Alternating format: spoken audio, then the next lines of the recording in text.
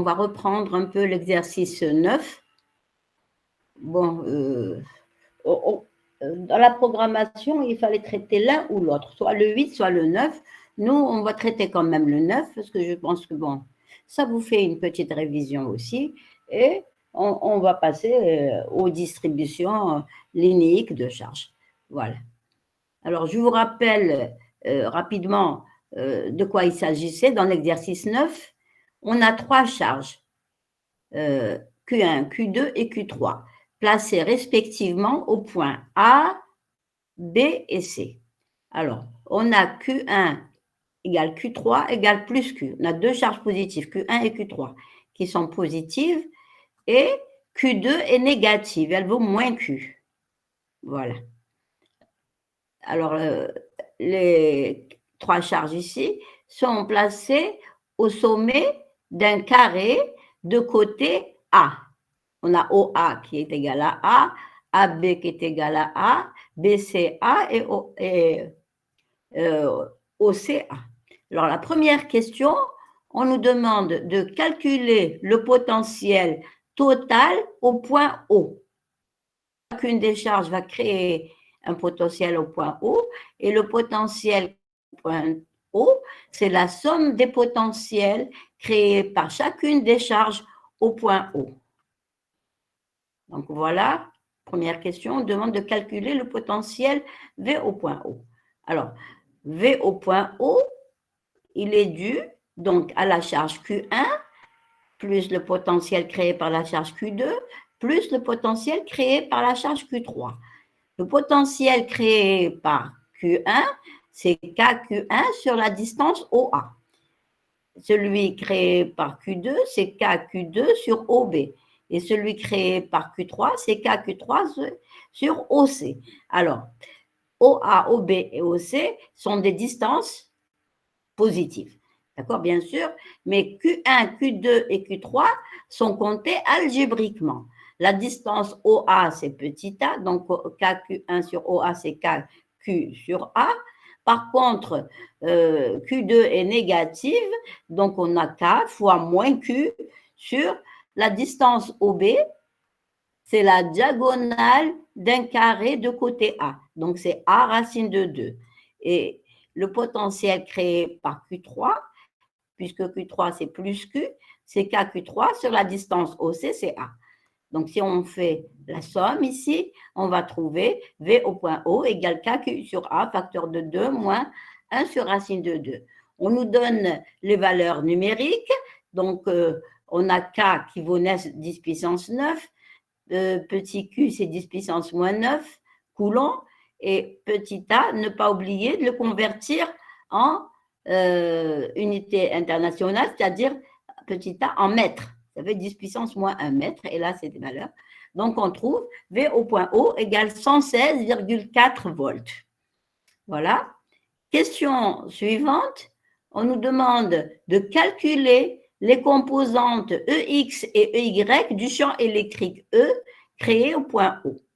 Alors, le champ électrique E créé au point O est la somme vectorielle des 3 champs créés par chacune des charges. Alors,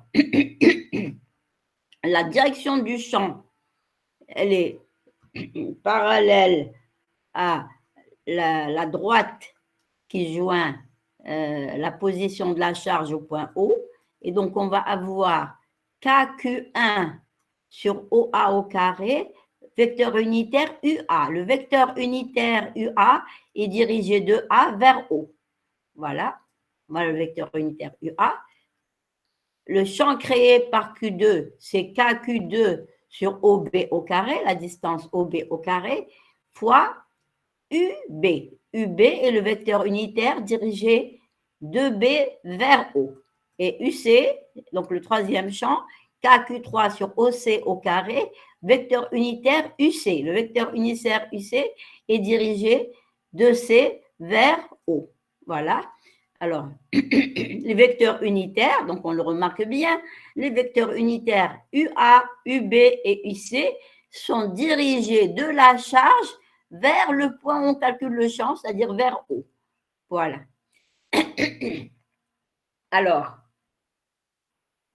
E1, vous voyez, il est parallèle à UA, et comme Q est positif et parallèle et de même sens, E2 est parallèle à UB, mais comme Q au point B est négative, le champ E2 est dirigé vers le point B, il est opposé à UB. Et le champ E3, créé par la charge Q3, il est dirigé parallèlement à UC, et comme Q au point C est positive, il est parallèle et de même sens. Voilà les trois champs créés par chacune des charges. Alors, ce qu'on remarque, c'est que Q1 au module égale Q2 égale Q3, ça veut dire que quoi? Bien, cela veut dire que quand on va prendre Q1, E1 et E3, ils vont avoir le même module. Ils sont perpendiculaires entre eux, ils ont le même module. Par contre, E2 est dirigé suivant la diagonale, et comme ceci. Voilà. Alors maintenant, on nous demande les composantes. Les composantes de E, donc on va faire la somme des trois champs, et on cherche E, X et EY, les composantes du E, du champ au point O. Alors, pour avoir les composantes, il faut avoir les vecteurs unitaires UA, UB et UC exprimés dans le repère cartésien, c'est-à-dire le repère OX, Y. Avec les vecteurs, ici, je n'ai pas mis parce que pour ne pas trop surcharger le schéma, mais on sait, parallèlement à l'axe des X, vous avez le vecteur I, et parallèlement à l'axe des Y, vous avez le vecteur J. Ils sont là. Voilà, donc on va exprimer UA, UB et UC en fonction de I et J. Qu'est-ce qu'on remarque? On remarque que UA, c'est un vecteur unitaire, et J est un vecteur unitaire. UA, U et B et I, J sont opposés, ils ont le même module. Donc, je vais avoir UA égale moins J. Vous le voyez? UA, c'est moins J. Maintenant, UB, c'est un vecteur qui est suivant la diagonale d'un carré. Cela veut dire que UB, ici, j'ai un angle de 45 degrés, pi sur 4. Ça veut dire que quand je vais projeter UB suivant l'axe des X, je vais voir module de UB, c'est 1 cosinus pi sur 4, cosinus 45 degrés. Et suivant l'axe des Y, quand je vais projeter UB suivant l'axe des Y, je vais avoir module de UB, c'est 1, et sinus 45 degrés, c'est-à-dire racine de 2 sur 2. Voilà, donc UB, c'est moins, alors ne pas oublier le signe, c'est moins cosinus 45 degrés fois le vecteur I, et moins aussi, moins sinus 45 degrés fois J. Voilà le vecteur UB. Donc, cosinus 45 degrés et sinus 45 degrés, c'est racine de 2 sur 2. Donc, UB, en coordonnées cartésiennes, ce sera moins racine de 2 sur 2 facteur de I plus J. Voilà. Maintenant, le vecteur UC, vous voyez qu'il est suivant l'axe des X, donc il est opposé au vecteur I. Donc, UC, c'est moins I. Voilà. Donc, je remplace ici UA, UB et UC par leurs composantes suivant I et J. Et donc, pardon. Et je vais avoir E en fonction de I et J. Eh bien, ce qui est en fonction en facteur de I, ce sera EX, et ce qui est en facteur de J va être EY. Donc, je trouve, vous voyez que j'ai une symétrie ici, et donc je trouve que le EX et EX et EY sont égaux, et ils sont égaux à moins KQ sur A au carré, facteur de 1 moins racine de 2 sur 2. Il faut vous habituer à faire les calculs. Ce calcul-là, donc pour passer de E0 encore en fonction de UA, UB et UC, je passe à E0 en fonction de I et J, et ce qui est en fonction en facteur de I, ça sera EX, et ce qui est en facteur de J, ce sera EY. Et je trouve que EX égale EY égale ceci. Je peux faire l'application numérique, et je trouve pardon, que EX égale EY égale moins 582 volts par mètre. Voilà. Question suivante, on nous demande de représenter le vecteur E0 à l'échelle. 1 cm représente 200 volts par mètre. Alors, j'ai deux méthodes. Soit je fais la construction graphique de E1, E2 et E3, soit je représente directement E au point O, puisque je connais EX et EY. Alors, voilà, en tenant compte de l'échelle, donc je trace E1, E2 et E3. Alors, les trois vecteurs, alors je vais faire la somme des trois vecteurs. Alors, comment je vais faire? Je vais faire d'abord E1 plus E3, parce que vous voyez que j'ai un carré ici, et j'ai le vecteur résultant qui va me donner un vecteur qui va de haut à cette pointe-là. Et ensuite, je vais ajouter E2. Et donc, quand j'ajoute E2, j'arrive ici. Et donc, le vecteur EO, au point O, c'est ce vecteur-là qui est en rouge. Voilà. Et je peux faire la construction, puisque j'ai EX et EY, je peux tracer EX et EY et j'ai E0. Et vous voyez que avec la construction, eh bien, je retrouve le même E0. Cela veut dire qu'il n'y a pas eu d'erreur, hein, qu'on trouve bien E0 au E au point O. C'est la somme des vecteurs E1 plus E3 plus E2, et c'est aussi directement avec les composantes, je peux tracer E au point O. Est-ce qu'il y a des problèmes? Bon, s'il y a des problèmes, vous m'arrêtez, s'il vous plaît. Hein. S'il n'y a pas de problème, bon, je continue. Donc là, on l'a vu depuis le début, hein, donc c'est bon, la construction vectorielle. Question suivante. Alors, question suivante, c'est la plus intéressante parce la semaine dernière, on a parlé du dipôle. Donc, qu'est-ce qu'on dit? On nous dit, on place au point O un dipôle électrique. Deux moments dipolaires, P égale 10 puissance moins 10 coulomb-mètre, facteur de moins I plus J. Voilà.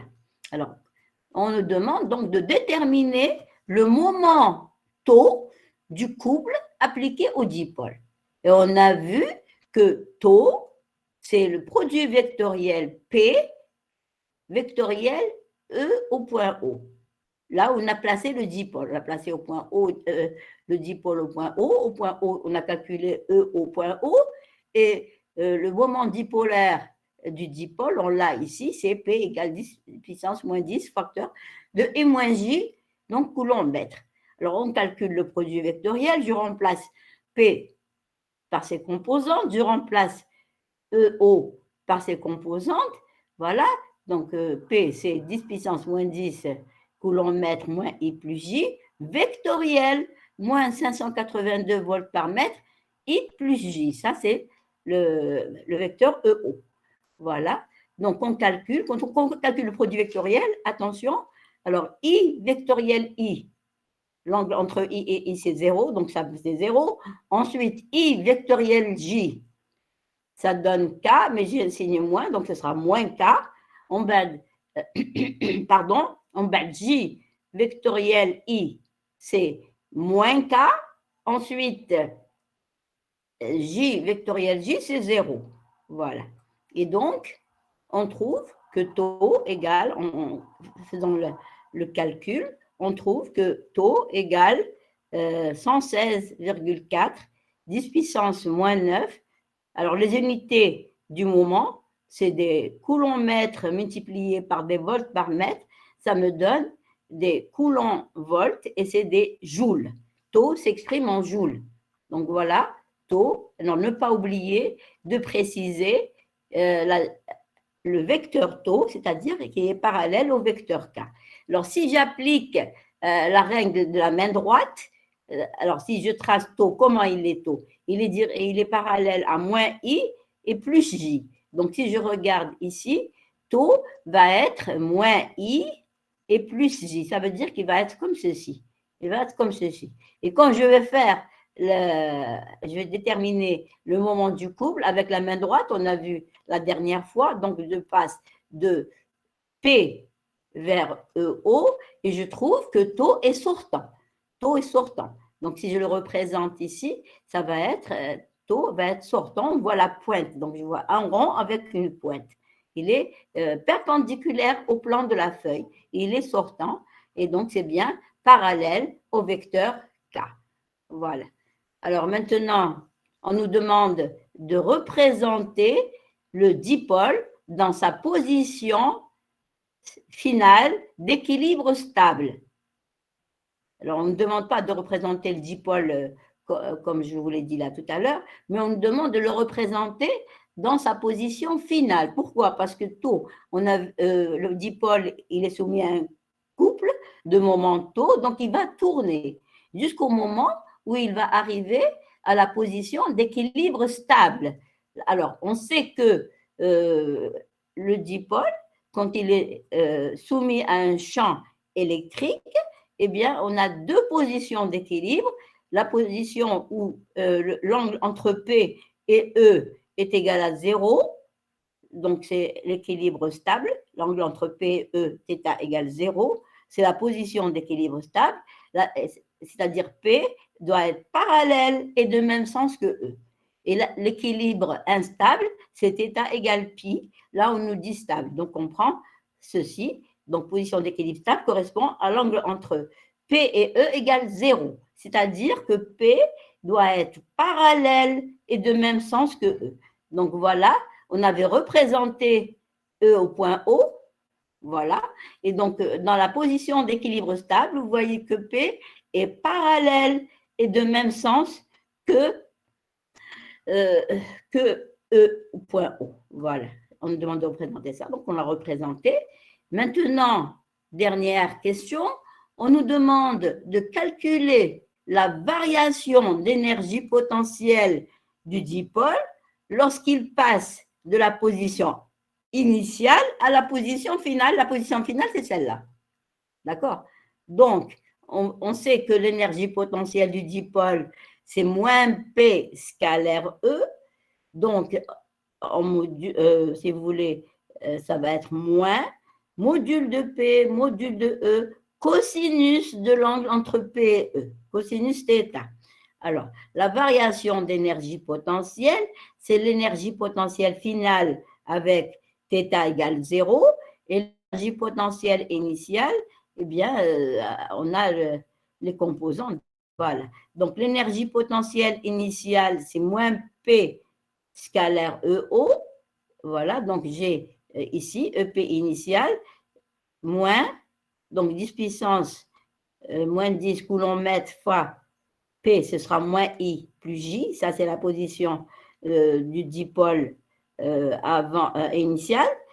Donc, scalaire, EO, c'est quoi? C'est moins 582 volts par mètre, facteur de I plus J. Alors, je calcule le produit scalaire, et donc là, je vais avoir ceci en facteur, moins 582 volts par mètre fois 10 moins 10. Alors, ensuite, donc, et je vais avoir moins I plus J, scalaire, I plus J. Voilà, j'ai mis en facteur ici les expressions numériques. Et voilà, et donc je vais avoir moins I, scalaire I, ce sera moins 1. Ensuite, moins I, scalaire J, c'est 0. Ensuite, J vectoriel I, c'est plus 1. Ensuite, J vecteur scalaire I, c'est 0. Et J scalaire J, c'est plus 1. Donc, je vais avoir ici, moins 1 plus 1, ça va faire 0. Ça veut dire que dans la position initiale, l'énergie potentielle est nulle. Voilà. Ensuite, l'énergie potentielle finale, c'est quand θ égale 0. Donc, je vais avoir cosinus de 0, c'est 1, et je vais avoir l'énergie potentielle finale, c'est moins module de P, module de F. Alors, le module de P, GP, c'est ça. Donc, son module, ça va être, je cherche le module de ça, donc c'est racine de I au carré plus J au carré, et ça va me donner racine de 2. Donc, voilà le module de P. Voilà. Et donc, je vais avoir E, je l'ai. Son module, eh bien, c'est la même chose, c'est 582 fois racine de I au carré plus J au carré, c'est-à-dire racine de 2. Voilà. Et donc, voilà le module de EO. Et maintenant, pour avoir l'énergie potentielle finale, c'est moins module de P, module de EO. C'est-à-dire, l'énergie potentielle finale, c'est moins, je fais le calcul ici, et je trouve ceci, moins 1164, 10 puissance moins 10 joules. L'énergie, c'est en joules.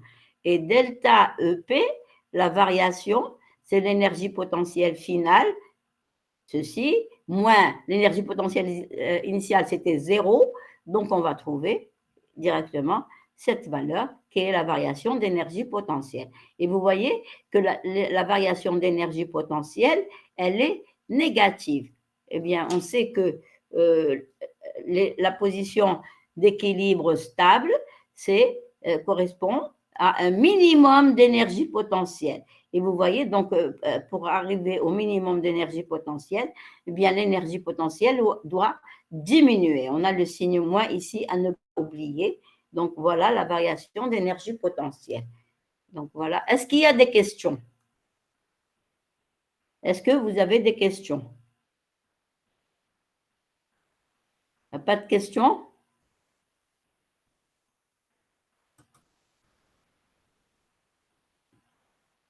Vous m'entendez? Oui, madame, c'est clair.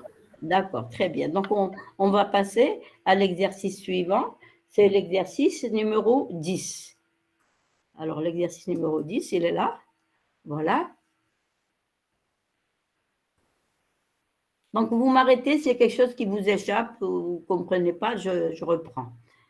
Donc, l'exercice 10, qu'est-ce qu'il dit? Il dit qu'on a une boucle circulaire de centre O et de rayon R et qui porte une charge positive répartie uniformément sur ce cercle-là, sur la boucle ici. C'est-à-dire que la charge, elle est distribuée sur le cercle, si vous voulez, ici. Et première question, on nous demande de déterminer l'expression du champ électrique E de Z le long de l'axe Z'OZ. Voilà, l'axe Z'OZ est perpendiculaire, on a un angle droit ici, au plan de la boucle. Voilà. Alors, on va essayer de comprendre là, qu'est-ce que c'est qu'une distribution? Eh bien, quand on a une distribution, cela veut dire quoi? Eh bien, cela veut dire que, par exemple, si on a une répartition linéique de la charge, ça veut dire que la charge Q, elle est répartie sur une ligne. Linéique, c'est ligne. Ou bien, si vous voulez, sur un fil. Voilà, je vais faire un exemple ici. J'ai pris un fil et la charge, elle est répartie sur ce fil-là. Voilà, ici, j'ai supposé que la charge était positive. Voilà, j'ai le fil de longueur L et qui porte une charge Q. Et Q, elle est ici. Alors, ce qui va se passer, c'est que les charges ici sont tellement serrées qu'on ne peut pas séparer une charge de l'autre. C'est pour ça qu'on dit on a une distribution de charges. Ça veut dire les charges sont très serrées et on ne peut pas isoler une seule charge toute seule. Donc, comment on va faire pour déterminer le champ créé par la charge Q ici qui est distribuée, elle n'est pas ponctuelle, mais elle est distribuée comme ceci. Alors, si on veut calculer le champ en un point M, créé par toute cette charge-là, vous voyez que ça, c'est compliqué. Alors, comment on fait l'astuce, c'est qu'on décompose le fil, on prend le fil ici, et on va le décomposer en petits morceaux, voilà, en petit élément DL, de manière que chaque élément DL, il porte, alors c'est un élément très petit, DL c'est très petit, eh bien, de manière que chaque élément DL va porter une charge DQ. Et comme DL est très petit, il porte une charge très petite, donc on va dire élémentaire, qu'on va appeler DQ. Donc chaque DL va porter une charge DQ. Alors si la répartition des charges est uniforme, ça veut dire qu'elle est partout la même, quel que soit l'élément DL ici, on va avoir le même DQ. Et on définit ce qu'on appelle la densité linéique de charge, c'est quoi? Eh bien, c'est DQ sur DL. La densité linéique de charge, c'est la charge par unité de longueur. Voilà. Alors, maintenant, qu'est-ce qu'on va faire? Eh bien, on va calculer le champ créé par chaque élément dl, puisque chaque élément dl porte une charge dq. Mais voyez ce qui se passe, c'est que au point M, on a un point M donné, et donc, il va falloir faire la somme de tous les champs créés par chaque élément dl. Et ici, eh bien, vous voyez qu'ils sont différents. On fait une somme vectorielle et ça va être compliqué. Donc, qu'est-ce qu'on fait? Alors, première chose, la charge dq, donc considérée comme ponctuelle, eh bien, va créer au point M, ici, un champ électrique élémentaire. La charge dq est petite, donc elle va créer un champ élémentaire dE. Comment est dE? Eh bien, c'est comme si on avait le dE, puisque dq est très petite, on peut la considérer comme ponctuelle. Et donc, dE, c'est K fois la charge, c'est dq, sur la distance r au carré fois u. Alors, r, c'est la distance entre la charge dq et le point M. Vous voyez que dans le cas général, r va varier. Et le vecteur u, c'est un vecteur qui est dirigé de la charge dq vers le point M. Vous voyez ici, en prenant une charge positive, eh bien, dE est parallèle et de même sens que le vecteur unitaire u. Donc, voilà le champ élémentaire créé par la charge dq au point M. Donc, c'est K dq sur R2 UDL. Alors, maintenant, pour avoir le champ total créé par tout le fil, hein, tous les dl, eh bien, on va faire la somme vectorielle des champs élémentaires dE.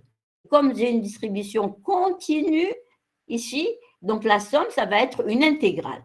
Donc E, le vecteur E résultant, créé par tout le fil, ça va être la somme de tous les dE qui sont créés par chacun des éléments dl, c'est-à-dire la somme vectorielle des k dq sur R2 fois U. Alors, dans le cas général, U, le vecteur U, il peut changer, et donc ça va être une somme vectorielle. C'est un peu compliqué. Alors, qu'est-ce qu'on fait? En général, on cherche une distribution qui a une symétrie. Et quand on a une symétrie, vous allez voir que ça va se simplifier. Voilà. Alors, la répartition des charges sur le fil est décrite par la densité linéique de charge, lambda. Et lambda, c'est quoi? Eh bien, c'est la charge par unité de longueur. Donc, la densité linéique de charge lambda, elle est égale à la charge par unité de longueur. C'est-à-dire lambda, c'est égal à dq sur dl. Donc, si vous voulez, chaque élément dl porte une charge dq égale lambda dl. Donc, on peut remplacer ici, quand on va calculer l'intégrale, peut remplacer dq par lambda dl. Et donc, on a E égale la somme de k lambda dl sur R2 fois U. Alors, en général, nous, en première année, on simplifie les choses. On prend lambda constant, c'est-à-dire qu'on a une répartition homogène de la charge et quand la répartition est uniforme ou la homogène, eh bien, lambda est une constante, donc on pourra sortir du signe intégral. Voilà.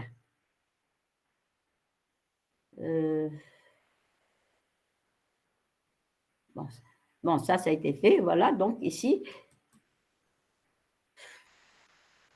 Voilà, alors là, maintenant, dans l'exercice 10, pardon, on nous demande de déterminer le champ créé par la charge qui est sur un cercle, distribuée sur un cercle, un fil, là, ici, qui est circulaire, et on demande de la calculer sur un point qui se trouve sur l'axe des Z. Alors, ce qui est intéressant, c'est que quand on va se trouver sur l'axe des Z, eh bien, les distances ici de chaque dl vont rester constantes. Donc, le petit r va rester constant.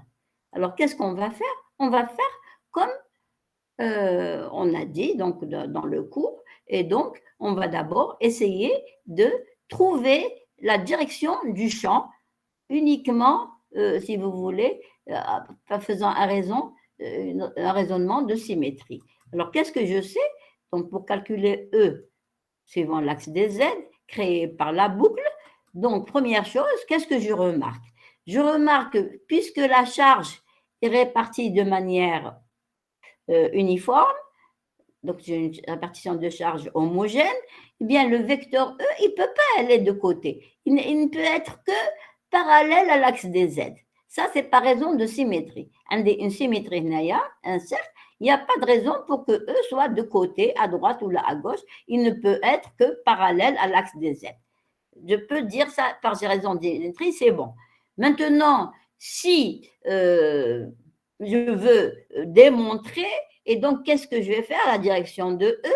Eh bien, je peux raisonner comme on a dit en cours, on va découper le fil en petits éléments dl et on va calculer le champ créé par élément dl. Donc, qu'est-ce qu'on va faire?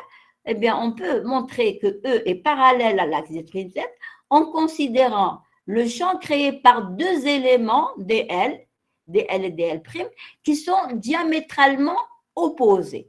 Ah, vous voulez que je représente ici? Je prends deux dl et dl'. Alors, qu'est-ce qu'ils ont de particulier, dl et dl'? Ils ont la même longueur, d'accord, mais ils sont diamétralement opposés. Vous voyez qu'ici, j'ai le diamètre, le diamètre du cercle, où vous voyez que dl, eh bien, ils sont placés de manière symétrique par rapport à l'axe des Z ici, et donc qui sont, on dit, diamétralement opposés. Je ne sais pas comment vous dites en arabe, diamétralement, donc ils sont opposés de chaque côté du diamètre ici, voilà. Voilà. Et on va chercher donc le champ créé par chacun, par ce dl et par dl'. Alors, le champ créé par dl, je l'appelle dE, c'est un champ qui est parallèle et de même sens que le vecteur U. Le vecteur U il est dirigé de dl vers le point, ici M, où je calcule le champ, c'est la règle des Z. Donc, vous voyez que DE, comment il est orienté? Voilà, regardez, il est parallèle et de même sens que U. Le vecteur unitaire U, il est dirigé de DL vers le point M. Maintenant, si je regarde le champ créé par DL', je l'appelle DE', eh bien, DE', il est dirigé parallèlement au vecteur U', le vecteur unitaire U', il est dirigé de la charge, ici, de l'élément DL, vers le point M. Alors, qu'est-ce qu'il y a de particulier? Si je prends DL et DL' diamétralement opposés, eh bien, DE et DE' vont être dans le plan, ici, ce plan-là, que je le représente ici. Et comme ici, j'ai la distance R, par raison de symétrie, la distance ici R' qui est la même, les vecteurs DE et DE', eh bien, ils vont avoir le même module. Donc, vous voyez qu'ils sont inclinés du même angle par rapport à l'axe des Z. Et quand je vais faire la somme ici, ce sont deux vecteurs qui ont le même module et qui sont inclinés du même angle. Et bien, quand je fais la somme, DE plus DE', j'ai trouvé un vecteur que je vais appeler DS. Le vecteur DS, il est parallèle à l'axe des Z. Ça veut dire que ici, si j'appelle ça cet angle θ, eh bien, je peux dire que j'ai une figure avec quatre côtés égaux, d'accord, comment on appelle la figure avec quatre côtés égaux? On l'a vu déjà. كيفاش نسميوها؟ Un losange, bien.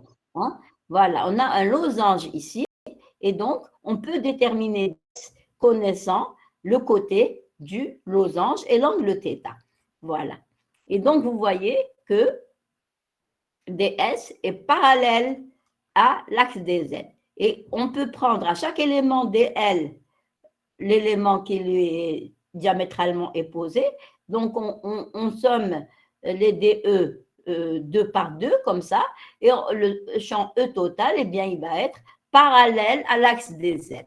Donc, conclusion, eh bien, on va trouver que DS, c'est DE plus DE', il va être parallèle à Z' au Z, et donc le champ E, il va être parallèle au vecteur unitaire K, qui est l'axe des Z, et donc je peux écrire E total, c'est EZK. Il n'y a pas de composante de E, ni suivant l'axe des X, ni suivant l'axe des Y. Alors, quand je vais faire la somme des DE, eh bien, je vais trouver un vecteur qui va être parallèle à K. Et donc, le module, la valeur de E ici, eh bien, ça va être EZ. Et donc, EZ, ce sera la somme des DEZ. Je n'ai pas besoin de faire la somme des… Normalement, E, je l'écris comment? Je l'écris EXI plus EYJ plus EZK. Or, on a vu que E est parallèle à K. Donc, EX égale 0 et EY égale 0. Donc, je vais prendre E. E, c'est EZ et c'est la somme des deux EZ. Donc, E, c'est EZ et c'est la somme des composantes DEZ. Qu'est-ce que c'est que DEZ? C'est la composante de DE suivant l'axe des Z, c'est-à-dire que c'est la projection de E sur l'axe des Z. Donc, ça veut dire que DEZ, ce sera DE cosinus θ. DEZ, c'est DE cosinus θ. Voilà. Alors, maintenant, il faut que je sache ce que c'est que DE. Hein, c'est le champ créé par l'élément DL. Et qu'est-ce que c'est que cosinus θ? Alors, on va l'écrire. Alors, j'ai DE, c'est K dQ sur R2, et DQ, c'est lambda DL. Donc, c'est K lambda DL sur R2. Avec le module de DE. Maintenant, il faut que je trouve lambda et R ici. Hein. C'est quoi lambda? Eh bien, lambda, c'est la charge totale divisée par la longueur totale, puisque la charge est répartie uniformément. Et lambda, c'est la charge par unité de longueur. Je prends la charge totale et je la divise par la longueur totale, Q sur L. Ou bien je peux avoir lambda, c'est dQ sur dL. Voilà. Donc, j'ai lambda. Maintenant, R, comment je vais trouver R? Vous voyez, R, c'est cette distance-là, la distance entre l'élément dL et le point M, où je calcule le champ. Donc, vous voyez que ici, j'ai un triangle rectangle, puisque j'ai un angle droit ici. Et donc, R, c'est racine de R au carré plus Z au carré. La distance au M, on l'appelle Z. Voilà, on applique ici Pythagore. Et donc, je vais avoir, si j'appelle OM, c'est Z, eh bien R, ce sera racine de R2 plus Z2. Voilà, donc comment je calcule DE. Maintenant, je vais calculer cosinus θ. Cosinus θ, ça va être quoi? Ça va être Z sur R. Donc, cosinus θ, c'est Z sur R avec R qui vaut racine de R2 plus Z2. Donc, je remplace ici et je vais avoir E égale K lambda dL, lambda est une constante, fois donc sur R2, ensuite Z sur R, ça fait Z sur R3. Voilà. Et qu'est-ce que je remarque? Je remarque que R est partout le même. Donc, je peux le sortir du signe intégral. K kif kif, lambda kif kif ou Z kif kif. Donc, il me reste E égale K lambda Z, c'est des constantes, sur R3, des sommes de DL. Et la somme de DL, la somme de tous les DL, c'est L. C'est la longueur ici de la circonférence du cercle. C'est-à-dire, c'est 2 pi R. Hein, je peux écrire que la somme des DL, c'est 2 pi R, mais bon, ou bien directement L.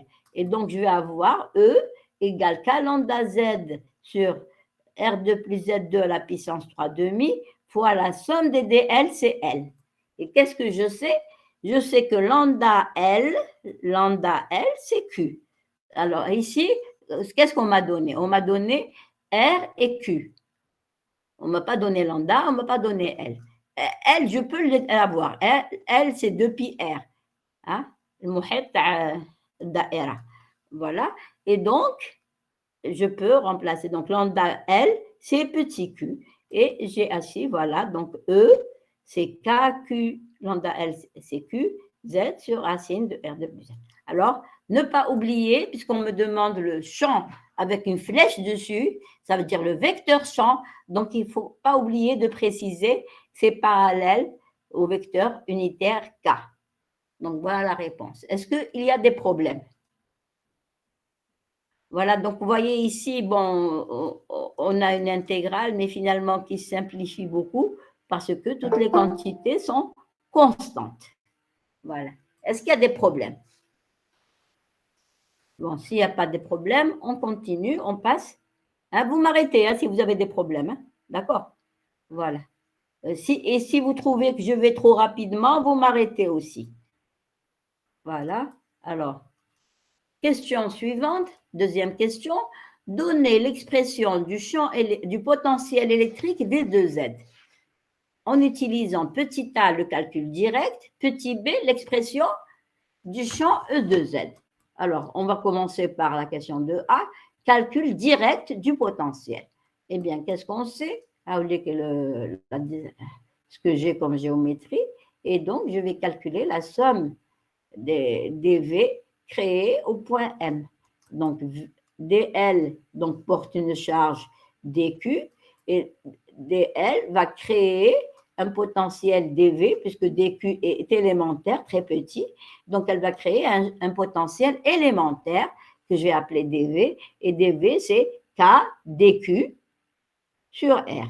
dq étant considéré comme ponctuel. Maintenant, pour avoir le potentiel total, eh bien, je vais faire la somme de tous les dv. Bon, ce qui est intéressant, c'est que ici, c'est un scalaire. Le potentiel, c'est un scalaire. Donc, je n'ai pas besoin ni de projeter, ni rien du tout. Donc, je fais la somme des scalaires. Donc, V de Z, c'est la somme des dv. Alors, voilà. Donc, intégrale de K dQ sur R. Alors, ce qui est intéressant, c'est que tous les dQ, tous les dl, ils sont à même distance. J'ai partout le même R. Et donc, je vais avoir K, c'est une constante, R, c'est une constante. La somme des dQ. La somme des dQ, c'est petit q. Voilà. Donc, la somme des dQ, c'est petit q, c'est la charge globale. Et donc, je vais avoir, alors maintenant, j'exprime la distance OM, je l'ai appelé Z, et donc R, c'est racine de R2 Pythagore, R2 plus Z2. Voilà, ça on l'a vu, donc on va avoir V de Z égale KQ sur R, et R c'est racine de R2 plus Z2. Voilà. Donc il faut toujours répondre en donnant l'expression en fonction des données du problème. Les données des problèmes, c'est R et Z et Q. D'accord? Voilà, je ne vais pas laisser petit r, parce que normalement, quand je calcule ici, je connais petit r, c'est bon, mais il faut préciser et donner le résultat. Toujours, on encadre le résultat, comme ça, on est sûr d'avoir répondu à la question. Voilà. Alors, maintenant, petit b, on va calculer le potentiel à partir du champ. Calcul du potentiel à partir du champ. Eh bien, qu'est-ce qu'on sait? Quelle est la relation qu'il y a entre le champ et le potentiel? On sait que la variation du potentiel, c'est moins E scalaire dl. dV égale moins E scalaire dl. Voilà. Ça, c'est pour avoir dV. Ensuite, pour avoir V, on va faire la somme. Si je cherchais le champ, j'aurais écrit E égale moins gradient V. Bon. Voilà. Alors ici, E, comment il est E? On a trouvé E dans la première question. Donc, E de Z égale KQZ sur R2 plus Z2 à la puissance 3 demi fois K. Maintenant, DL, c'est quoi? DL, c'est un petit déplacement. Ce n'est pas le DL que j'ai ici. Hein? D'accord? Et donc, DL, un petit déplacement, c'est qui va avoir trois composantes. Un déplacement élémentaire parallèlement à I, c'est dxi, plus un déplacement dyj, suivant parallèlement à l'axe des Y, et dzk. Et quand je vais faire le produit scalaire EDL, KI, donc je multiplie ça par ça, KI, ça me donne 0, puisque I et K sont perpendiculaires entre eux. K scalaire J, c'est 0. Il ne me reste plus que K scalaire. Donc, je vais avoir KQZ sur ça, fois DZ, fois K, c'est 1. Donc, je trouve, donc, DV égale moins E DZ. Voilà, parce que je savais ici que E est parallèle à l'axe des Z. Voilà, donc, je vais avoir V. Alors, je vais avoir DV. Alors, pour avoir V, à partir de DV, je vais faire la somme. Je vais faire la somme ici des DV. Et comme je veux avoir V au point M, c'est-à-dire V de Z, je vais faire la somme des DV. Eh bien, pour simplifier, pour avoir V de Z, je vais intégrer de l'infini à Z. Et quand j'intègre de l'infini à Z, je vais avoir V de Z moins l'infini. Voilà. Donc, à partir de cette relation-là, j'intègre de l'infini à Z. Pourquoi j'intègre de l'infini? Parce que je sais qu'à l'infini, il n'y a pas de charge, et donc V à l'infini égale 0. Donc voilà, avec V de l'infini égale 0, je vais avoir V de Z, ça c'est 0, intégrale des dV, et dV c'est quoi? C'est E dz, c'est-à-dire c'est ça, le module, fois dz. Voilà. Et maintenant, il faut que je calcule cette intégrale. Alors, maintenant, quelle est la variable? C'est z. Hein, j'ai des z ici. Hein. Donc, la variable, c'est z. Alors, comment je vais intégrer ça? Eh bien, je vais faire un changement de variable, ou bien intégration par partie. Bon, ce n'est pas la peine, intégration par partie. Je pense que cela suffit de faire un changement de variable. Donc, ici, c'est un changement de variable plutôt. Hein? Changement de variable, ou bien, ça ne fait rien, je vais enlever ça. C'est pas par partie.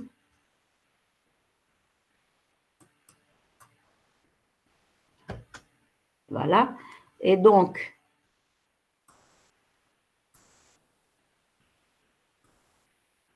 voilà comment on va intégrer ça. On pose U égale R2 plus Z2 et donc DU, ça va être, R est une constante, ça va être 2Z dz. Donc DU, c'est 2Z dz. Et je remplace, donc ici, R2 plus Z2, ce sera U à la puissance 3 demi, et Z dz, ce sera DU sur 2. Et en faisant ces changements de variables, je peux intégrer facilement et on trouve le résultat, V de Z égale KQ sur R2 plus Z2 à la puissance 1 demi. Alors, ce qui est important, c'est qu'il faut savoir intégrer. Là, je vous ai indiqué la méthode, d'accord? Mais vous devez savoir intégrer. Voilà. Donc, on trouve VZ égale KQ sur R2 plus Z2 à la puissance 1 demi. Est-ce qu'il y a des problèmes? Alors, vous voyez que ici, le calcul du potentiel à partir du champ, et dans la diapo précédente, on trouve la même chose. On avait trouvé racine de R2 plus Z2, on a R2 plus Z2 à la puissance 1 demi, c'est la même chose. Donc, on a calculé le potentiel de deux manières différentes. Voilà, soit directement, soit par à partir du champ. Voilà. Est-ce qu'il y a des problèmes? Vous avez suivi? Il n'y a pas de problème? Oui. Hein? Très bien. Donc, il faut poser les questions. Et moi, je vous conseille, c'est qu'à chaque fois, bon, quand on est en présentiel, normalement, vous avez votre feuille de papier et vous écrivez au fur et à mesure et vous faites les calculs. Bon, ici, on est donc à distance, mais je vous conseille de reprendre, je vais vous envoyer le PDF et vous refaites les calculs. D'accord? Voilà. Donc, on va passer à l'exercice 11.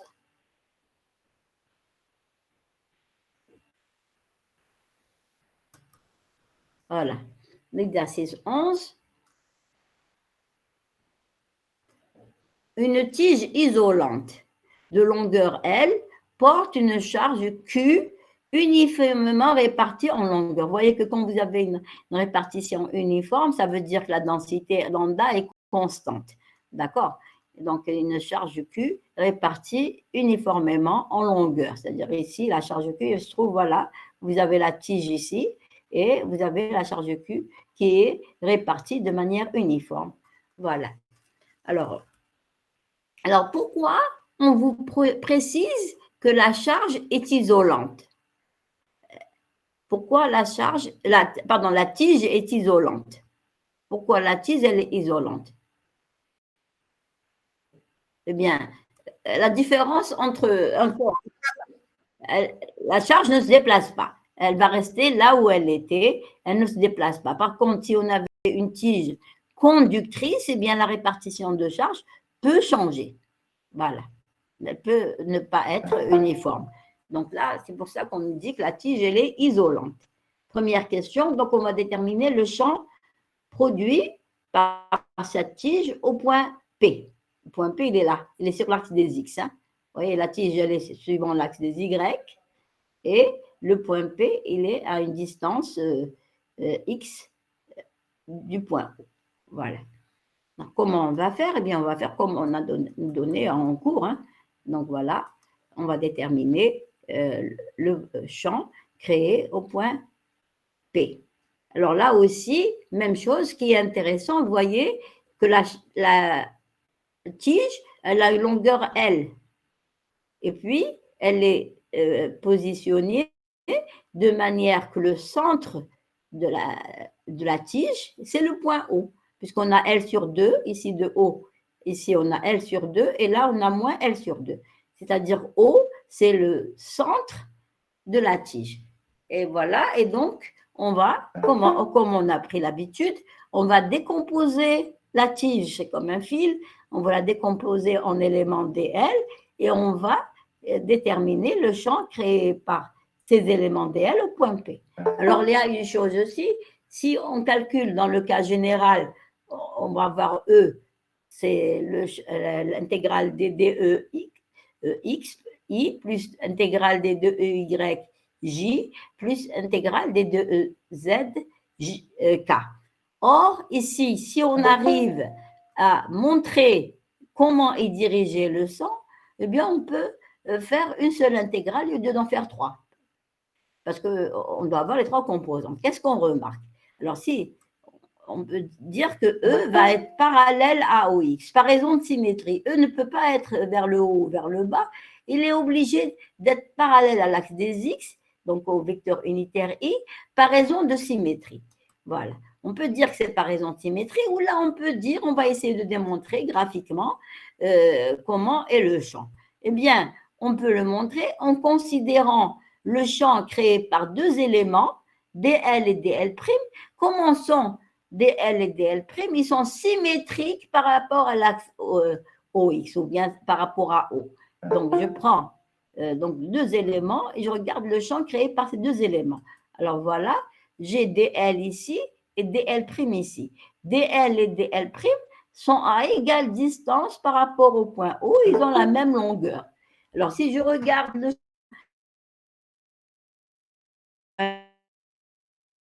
champ qui va être parallèle au vecteur U qui est dirigé de DL vers P, donc voilà le DE, pardon. Le champ créé par DL', c'est DE', il est dirigé suivant le vecteur U, U étant dirigé de DL vers le point P. Alors le vecteur ici, comme j'ai pris DL et DL' symétriques, c'est-à-dire qu'ils sont à la même distance par rapport au point O, les vecteurs DE et DE' vont avoir le même module, ils vont être inclinés de la même manière avec l'angle θ ici qui est le même. Et donc, quand je vais faire la somme de DE plus DE', je vais trouver le vecteur DS qui est parallèle à l'axe des X. Donc, si je prends tous les éléments DL 2 à 2 qui sont sur la tige, eh bien, je vais trouver un champ E résultant qui est parallèle à l'axe des X. Voilà donc comment. Donc, on prend DS, c'est DE plus DE', qui est parallèle à OX. C'est le champ global, il est parallèle donc à l'axe OX. Voilà.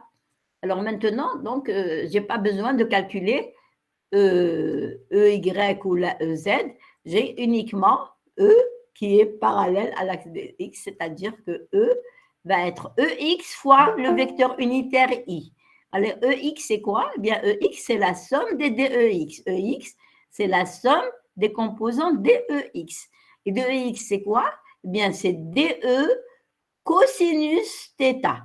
Donc, DEX, c'est DE, je projette ici cosinus θ.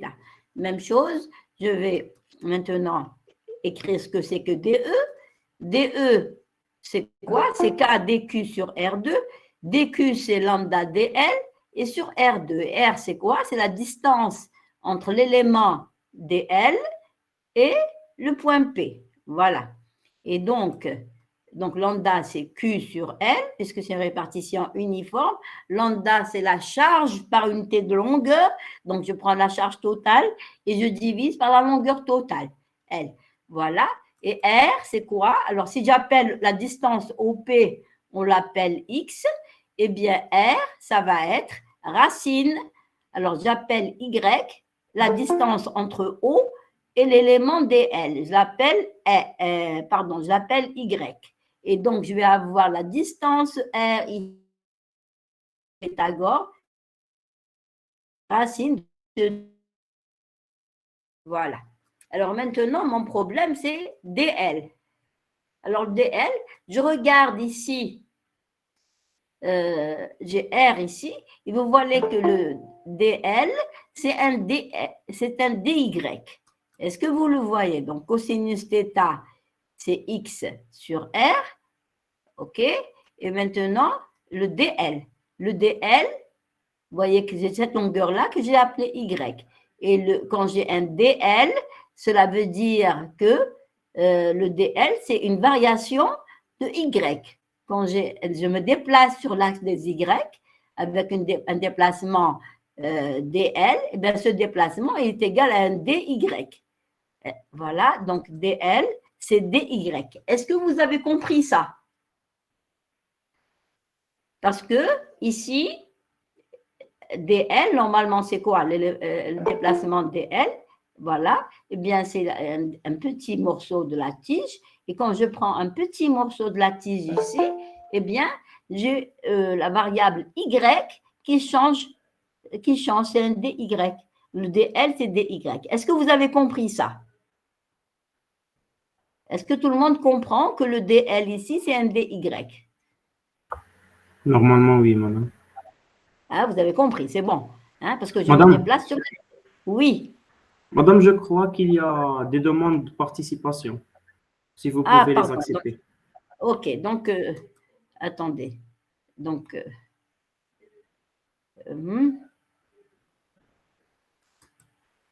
attendez, pardon. C'est bon? Attendez.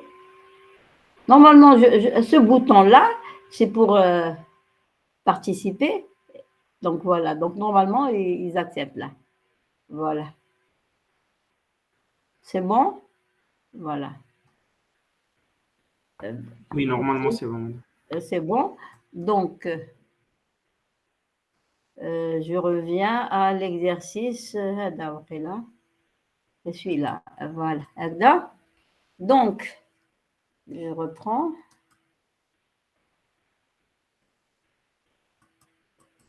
Donc, on a vu OP, voilà, cosinus θ, et on est, donc, le DL, l'élément DL ici, c'est DY. Voilà.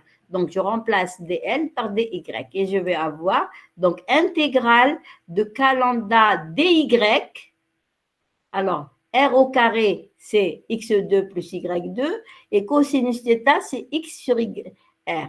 Donc, ça me donne X sur x2 plus y2 à la puissance, donc 2 plus 1 demi, ça fait 3 demi. Voilà.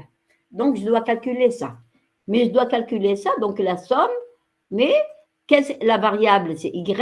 Comment on doit varier y? Eh bien, y, il va varier de moins L sur 2, je prends tous les éléments de la tige ici.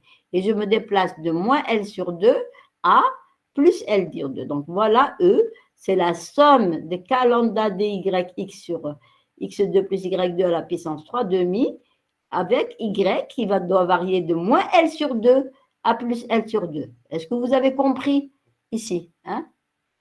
Donc y va varier uniquement de moins L sur 2 à plus L sur 2. Voilà, je calcule cette intégrale. Alors toujours, donc, en posant U égale x2 plus y2, du ce sera 2x dx, ici, donc, pardon, 2y dy, voilà, x est une constante, hein, voilà, et on calcule cette intégrale. Donc, on a deux variables.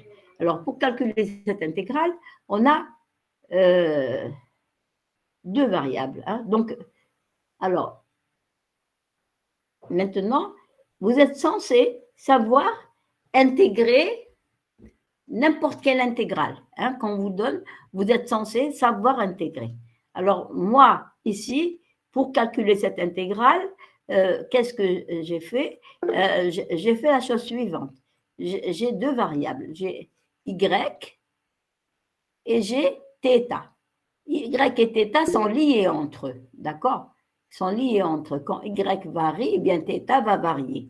Eh bien, j'ai préféré passer de la variable Y à la variable θ. Mais qu'est-ce qu'on écrit? Donc, j'ai choisi θ. Vous pouvez choisir Y, hein? Vous pouvez calculer ça directement. Moi, j'ai préféré prendre θ. Ça m'a paru plus simple. Et puis, j'ai oublié comment on intègre ça. Non. Alors, on choisit θ. Donc, si je choisis θ, bien, qu'est-ce qu'on va avoir? On va avoir y sur x. Y sur x, c'est tangente θ. Et x est une constante. Donc, on a y égale x tangente θ. Donc, je vais remplacer y par x tangente θ. Et dy, x est une constante, c'est dθ sur la dérivée de tangente θ, c'est 1 sur cosinus carré θ. Voilà. Et donc, je remplace ici et je vais avoir donc intégrale de donc dy, c'est x tangente θ, c'est-à-dire x fois tangente θ et dθ. Donc, c'est pardon, y c'est ça, c'est y c'est x tangente θ et dy c'est x dθ sur cosinus carré θ. Donc ici je remplace dy par x dθ sur cosinus carré θ. Donc je vais avoir x dθ sur cosinus carré θ. Ensuite j'ai x2 plus y2 à la puissance 3 demi, c'est-à-dire x2 plus y2 c'est x2 tangente carré θ, le tout à la puissance 3 demi. Voilà. Alors, et je remarque une chose, c'est que je peux mettre x2 en facteur ici et je vais avoir 1 plus tangente carré θ. Voilà. Je vais avoir intégrale de k lambda dθ sur x cosinus carré θ, facteur de 1 plus tangente carré θ. Voilà. Alors, maintenant, je remarque. Alors, je vais intégrer ça. Et donc, je remarque quoi? Je remarque 1 plus tangente carré θ, c'est 1 plus sinus carré θ sur cosinus carré θ. Et quand je fais plus 1, je vais trouver, alors j'aurais eu un dénominateur, et j'ai trouvé cosinus carré θ sur cosinus carré θ plus sinus carré θ sur cosinus carré θ. Et sinus carré θ plus cosinus carré θ, ça me fait 1. Ça veut dire que 1 plus tangente carré θ, 1 plus tangente carré θ, vous pouvez le vérifier, c'est 1 sur cosinus carré θ. Donc, je remplace ça par 1 sur cosinus carré θ à la puissance 3 demi, eh bien, cela va me donner, bien, ça va simplifier, les cosinus vont simplifier, et je vais trouver ici, donc, x cosinus carré θ et 1 plus tangente carré θ, c'est 1 sur cosinus carré θ à la puissance 3 demi. Et donc, on trouve, les cosinus se simplifient, voilà, et on trouve donc E égale K lambda X sur fois sinus θ, à prendre entre, donc θ, qui correspond à Y égale moins L sur 2 et θ qui correspond à Y égale L sur 2.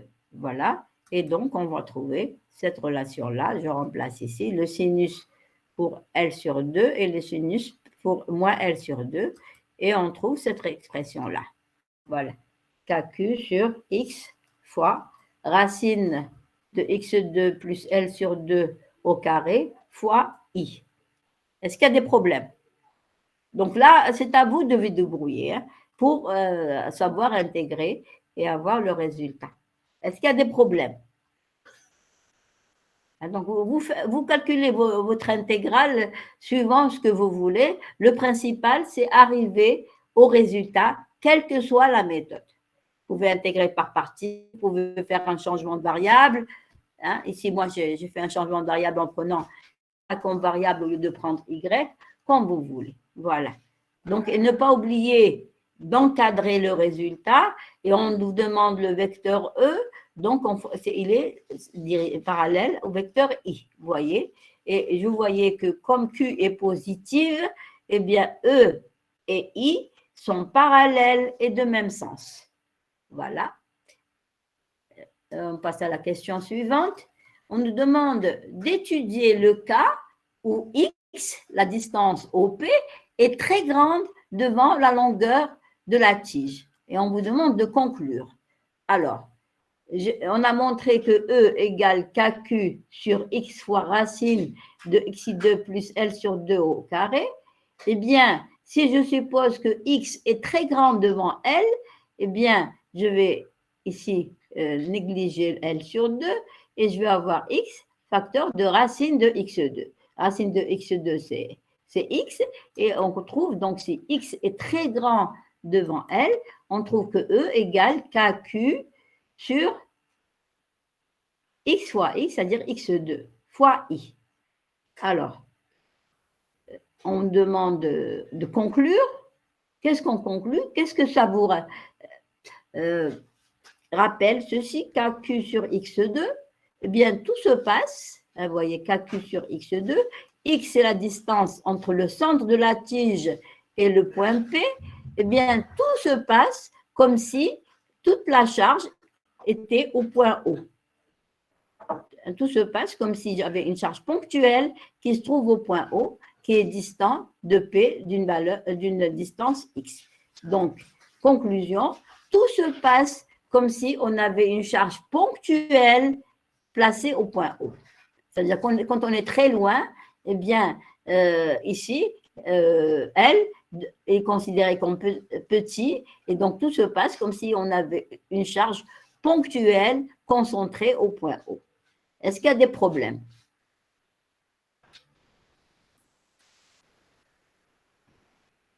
Voilà, alors question suivante. Troisième question. Calculer le potentiel électrique au point M, situé sur l'axe OY. Alors, on nous dit OM, on l'appelle Y. Maintenant, la distance OM, on l'appelle Y. Voilà. Et donc, on a Y qui est plus grand que L sur 2. Je vais représenter ici la distance Y, pardon. Hein, je vais la représenter ici. Voilà, la distance Y, c'est cette distance-là. Alors là, c'est R. Et là, Y, je la mets là. Hein. Voilà, Y, c'est ça. Voilà. Donc, Y, c'est ça.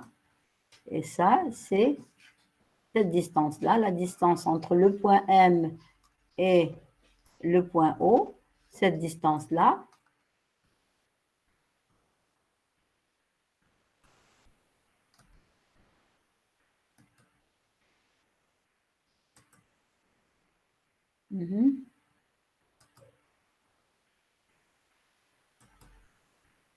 Voilà.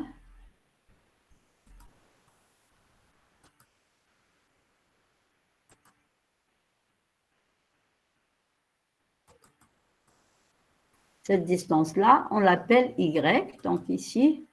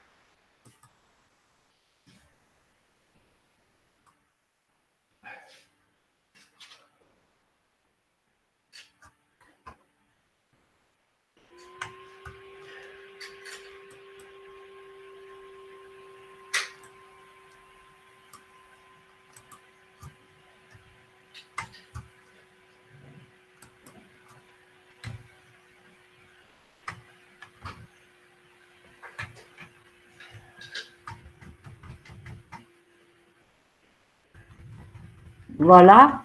Y, c'est quoi? C'est la distance OM. On l'a appelée Y. Voilà. Et donc là, on nous demande de calculer le potentiel. Donc, je reprends ici. Donc, ça, c'est Y. Et donc, voilà. Donc, calculer le potentiel au point M. On a sur l'axe des Y. Et on a OM, la distance OM, on l'a appelée Y. Donc, c'est la distance de O à M. Voilà. Ensuite, on nous demande d'en déduire les deux composantes, EX et Y, du champ électrique au point M. Alors, comment on va faire? Eh bien, on va donc décomposer le potentiel, la tige en élément DL. Voilà l'élément DL. Il va créer au point M un potentiel dV égale K dQ, ou la lambda dL sur R. Voilà. Alors, dL porte une charge dQ qui crée au point M un potentiel élémentaire dV égale K dQ sur R. Alors maintenant, pour avoir le potentiel V de Y en fonction de la distance OM, c'est la somme de tous les dV créés par tous les éléments dL. Voilà, donc c'est-à-dire VY égale la somme des K dQ sur R. Voilà. Alors, qu'est-ce qui se passe ici? Eh bien, R, c'est quoi? R, c'est la distance entre l'élément DL et le point M. Voilà. Et ici, j'ai écrit DQ, c'est lambda DL. Et ici, vous voyez que DL, quand ici je me déplace, j'ai un petit élément DL, eh bien ça correspond à une variation de R. Un DL, c'est DR. Est-ce que vous comprenez ça? Parce que R, c'est la distance du point où vous vous trouvez, l'élément DL, et le point M. Et quand j'ai un élément DL ici, de longueur DL, ça revient à avoir une variation de R égale à DR. Donc, pour moi, DL, c'est un DR. Quand j'ai un élément DL ici, j'ai un DR. Ça, c'est important. Est-ce que vous avez compris ça? Est-ce que vous me suivez? Vous pouvez répéter ce dernier point, madame? Je reprends. Regardez. Ça, c'est un stade du cours. On décompose la tige en éléments DL. DL, c'est une longueur. D'accord? C'est une longueur très petite. D'accord? Et cette longueur très petite, elle va porter une charge dQ qui va créer au point M, un élément DL ici, il va créer au point M un potentiel dV égale K dQ sur R. Avec dQ, c'est lambda dL. D'accord? Donc, dQ ici, c'est lambda dL. Maintenant, dL, c'est quoi? dL, eh bien, je regarde, compte tenu du schéma que j'ai ici, eh bien, quand j'ai un petit élément dL, il lui correspond une variation dL, dR de R. R, c'est la distance entre l'élément, ici, de petite longueur, et R. C'est la distance. Eh bien, quand j'ai un élément de longueur dl, cela veut dire que je vais avoir une variation dr. Le dl, c'est un dr. Vous le voyez schématiquement ici, d'accord? Puisque L, c'est une longueur sur l'axe des Y, et R, c'est aussi une longueur selon l'axe des Y. Donc, quand R varie de dr, ça revient à avoir un dl. Est-ce que vous avez compris ça? Ça, c'est important, d'accord? Voir que physiquement, donc la variation de dl, le petit élément dl, ça correspond à une petite variation dr. C'est des variables qui sont liées, si vous voulez. Voilà. Et donc, il faut que je sache écrire ça. Donc, je vais écrire que V, c'est intégrale de K lambda dr, parce que dl égale dr sur r. Voilà. Je vais faire la somme Vy. Maintenant, je vais intégrer pour tous les éléments de la tige. Eh bien, qu'est-ce que je vais avoir, les éléments de la tige? Comment ils sont? Ils sont tels que la distance R par rapport au point M, elle varie. Quand je suis ici, l'élément, eh bien, R, ce sera la distance quoi? Ce sera la distance, regardez bien, cette distance, c'est Y, et plus ici, moins L sur 2, c'est-à-dire que je vais varier donc la distance entre l'élément dl, le premier ici, et le point M, ce sera Y plus L sur 2. Voilà. Et ensuite, je vais faire la somme de tout ici, les R vont varier, et la valeur, la dernière valeur pour laquelle je vais avoir R, le dernier élément ici, il sera à une distance. Quelle distance? Eh bien, la distance est celle-là. Quand je suis le dernier ici, cela veut dire cette distance-là, c'est quoi? C'est Y moins L sur 2. Y moins L sur 2. Donc ici, je vais faire la somme de tous les dl, c'est-à-dire tous les dr. Quand R varie, ici la distance de là au point M, ce sera L sur 2 plus Y, et jusqu'à la distance quand je suis ici, ce sera Y moins L sur 2. Est-ce que vous avez compris les bornes d'intégration? C'est clair? La distance R, vous la voyez ici. Bien, quand je suis au premier élément ici, la distance R, ce sera Y plus L sur 2. Et quand je suis au dernier élément que je vais prendre ici, la distance R, ce sera ça. Bien, ce sera Y moins L sur 2. La distance AD, c'est Y moins L sur 2. Voilà. Et donc là, je vais intégrer. Et donc, K lambda sur constante. L'intégrale de dr sur R, c'est quoi? L'intégrale de 1 sur R, de dr sur R. Relolé. Il y a là. C'est ln de R. Très bien. Et donc, je vais avoir V de Y égale K lambda ln de R à prendre entre les positions Y plus L sur 2 et Y moins L sur 2. Voilà. Et donc, on va trouver V de Y égale K lambda. Alors, lambda, c'est Q sur L. Ln de Y plus L sur 2 sur Y, donc moins Ln de Y moins L sur 2. Voilà. Puisque Ln de A sur B, c'est Ln de A, Ln de B. Donc, voilà. Et donc, voilà Vy. Est-ce qu'il y a des problèmes? Voilà. Maintenant, question suivante. On nous demande d'en déduire les deux composantes EX et EY du champ. On a Vy, on va le potentiel, et on va déduire le champ. Alors, en déduire les deux composantes EX et EY du champ électrique au point M. On est au point M, on cherche le champ électrique. Alors, on nous a dit de déduire. J'aurais pu calculer directement, hein, et écrire que E, comment il est, etc. Ça, je peux le faire. Mais maintenant, on nous a dit de déduire, c'est-à-dire qu'on déduit à partir du potentiel. Je vais Y égale K lambda Q sur L, Ln, et je vais déduire le champ. Qu'est-ce que je sais?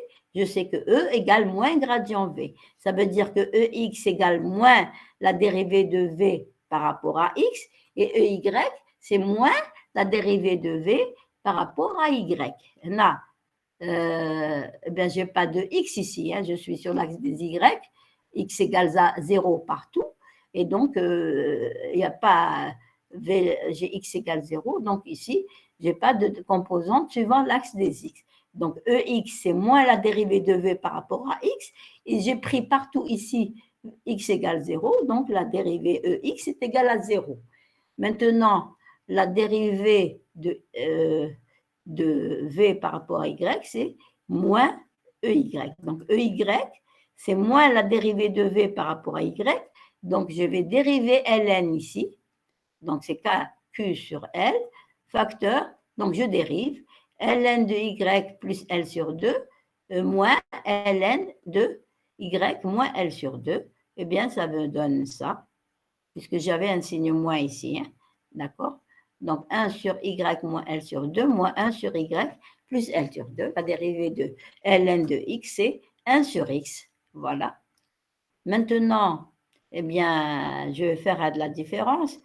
J'aurais dû un dénominateur. Je vais avoir Y plus L sur 2 moins Y moins L sur 2. Les Y et le dénominateur, ce sera Y2 plus L sur 2 au carré. Donc, on va avoir, donc j'avais EY égale 0 et EX égale 0 et EY, ce sera KQ sur Y2 moins L2 sur 4.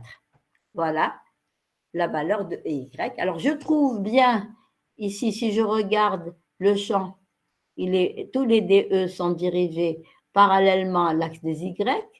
Voilà, je n'ai pas de EX. Et ensuite, je remarque, puisque Q est positive, eh bien EY va être aussi positif, c'est-à-dire que le champ E, il est parallèle au vecteur J. Voilà. Mais on m'a demandé les composantes, on ne m'a pas demandé E. D'accord? Voilà, donc les composantes, c'est EX et EY. Est-ce qu'il y a des problèmes? Est-ce que vous arrivez à suivre? Donc, chose importante, c'est savoir intégrer et savoir dériver. Ça, hein, surtout vous, vous êtes en MI, donc maths informatique, et bien vous devez savoir dériver et intégrer. Donc, vous devez jongler avec les mathématiques. Voilà. Est-ce qu'il y a des problèmes? Est-ce que vous avez suivi? Il n'y a pas de questions. Alors. Bon. Alors, la remarque qu'on peut faire, c'est que, bon,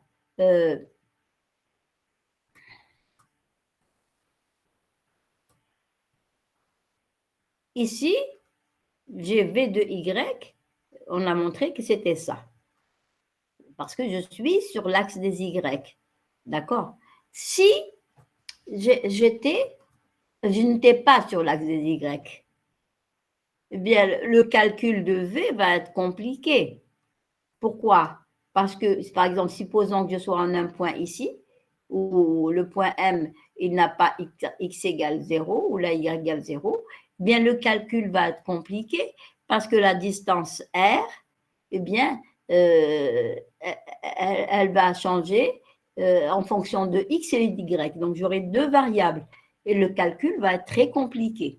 D'accord? Donc, c'est pour ça qu'on se place soit sur l'axe des x, soit sur l'axe des y pour simplifier, avoir une seule variable. Parce que si on a deux variables, le calcul est compliqué. Donc, on va calculer le champ. On a écrit E égale moins gradient V. Eh bien, ici, j'ai V en fonction de Y. Je n'ai pas V en fonction ni de X ni de Z. Ce qui fait que je ne vais avoir E que sur l'axe des Y. Je ne peux pas avoir EX et trouver 0. D'accord? Parce que j'ai pris X égale 0. Mais si j'étais ailleurs, eh bien, V va dépendre de X et donc je vais avoir un X qui va être différent de 0. Voilà. Donc, avec ça, donc on a terminé cet exercice et je pense que donc, la prochaine fois, donc mercredi prochain, on fera les exercices 13 et 14. Voilà. Eh bien, je vais vous